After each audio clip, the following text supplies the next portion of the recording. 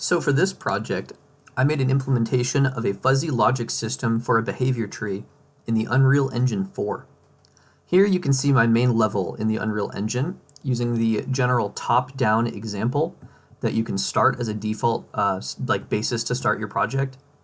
So this is what it kind of populates the beginning level with. So I'm just using this to demonstrate the AI I've programmed. So in here, you can see several characters. You can see the player character here, another AI character here. They have these weird statues as like their home or their workstation. There's a water fountain here for the ability to satisfy one of their needs. And I just have a table here to represent like them going to get food. So for starters, pathfinding in the Unreal Engine is something that's necessary, obviously, for the AI to move around. So in here, I've created a nav mesh volume. Let me make sure that's the right one. Nav mesh bounds volume here. So you can see it's one of these like squares on the outside, is that highlighted one there. If I go to the perspective and go to like, I don't know, the left or the right, you can kind of, and if I zoom out really far, you can kind of see the bounds that it has. So it's like just above the ground level here. I don't know why it made that fountain look like blood.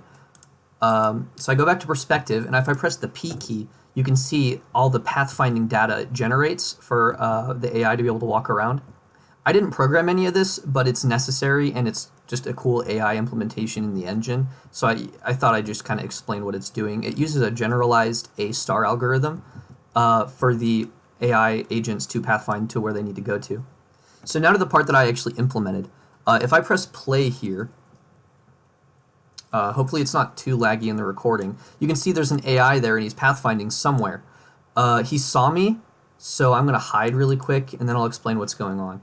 So this AI here, first he initially saw me, he pathfinded to a spot that he last saw me at to look around more, and then he went back home.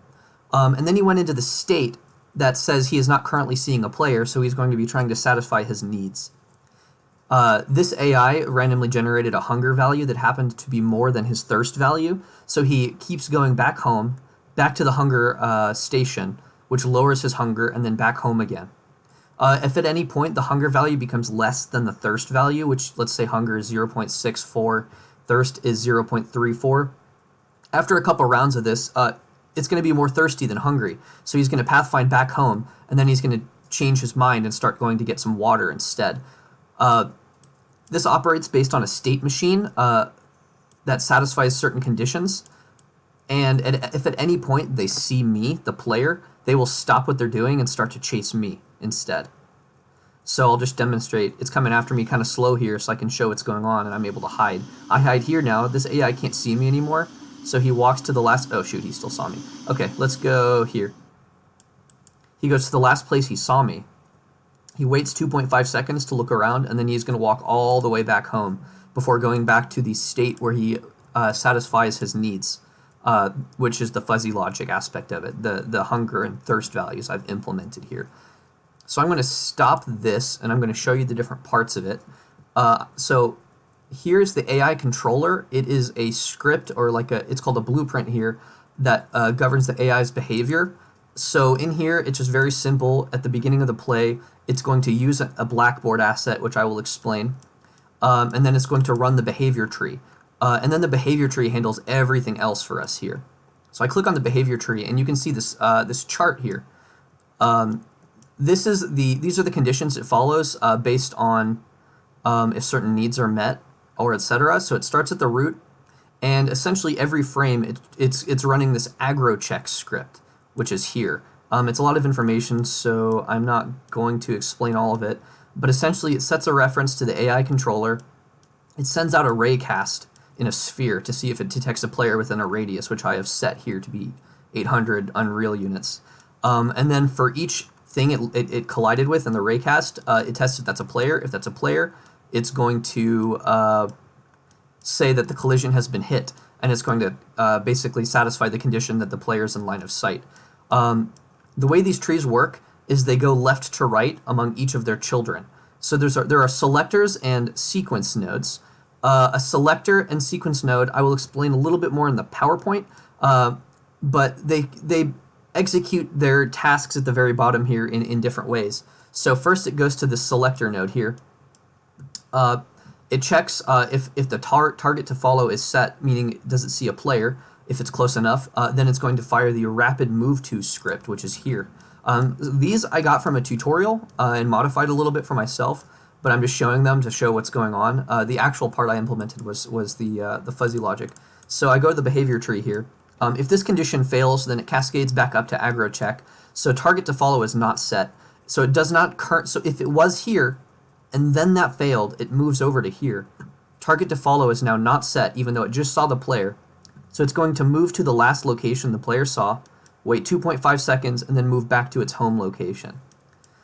So if neither of these are satisfied, it then goes to this section over here, which is what I've created. If target to follow is not set, and if you're currently at your home, so if you're not aggroed at all, you're going to keep executing the fuzzy tasks script. So you're going to go satisfy one of your needs, you're going to wait 2.5 seconds, and then you're going to go back home, and you're going to wait 4 seconds at home. And this will just loop until it sees a player. It'll default to this one. These are the fuzzy task scripts that I created. It's a lot longer, so I don't think I should go into detail, but you can download the project and see what it's doing yourself. It randomly generates float values for its needs at the very beginning, and then each AI independently will determine what its highest need is and try to go to satisfy that if it's not currently aggroed to a player. So that's what it does here, and what's actually really cool about this is if I press play, and I'm going to go hide, I guess, and then I go to the behavior tree, you can see the current that is firing off as it satisfies different conditions, which I think is a really great way to visualize this and see what's actually going on in your game. So if I go here now, and I get in his line of sight, and he's now chasing me, you can see it's firing this one off, which is the rapid move to. If I go and then hide, hopefully I can get to the tree before this happens. Now it's in the middle one, because now it's going to where it last saw me, and then it's going to go all the way back home, which we'll wait for. Oh, it saw me again, so you can see that it's chasing me. Oh, geez, there's 2 of them. Well, you get the idea. So that's the gist of my project here. Once again, I'll explain more in the PowerPoint, but I hope this was useful. You can download this project at my GitHub, Alexander Crane, /Unreal Fuzzy Logic. All right, thank you.